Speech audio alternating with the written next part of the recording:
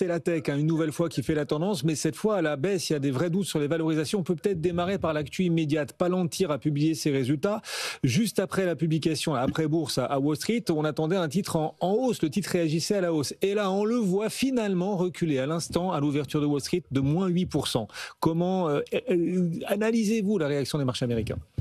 Ouais, c'est fou, vous l'avez dit, immédiatement après la publication des résultats, on était même en hausse de plus de 4%. Les résultats sont absolument extraordinaires. La société a relevé ses objectifs annuels pour la troisième fois consécutive. Et si on regarde le bénéfice net, eh bien, il est à 475 millions d'euros contre 143 il y a un an. Vous avez un résultat opérationnel qui a été multiplié par deux. Donc, tout est extraordinaire dans les chiffres. Mais ce n'est pas assez. C'est pas assez pour l'investisseur. C'est pas assez pour l'investisseur parce que la valorisation de Palantir est jugée absolument excessive. Le titre a progressé depuis le début de l'année de près de 150%. Et aussi, on a, si vous regardez en termes techniques, le price to sales ratio, eh bien, il est à un record de 85. C'est le plus haut du S&P 500. Donc, évidemment, les investisseurs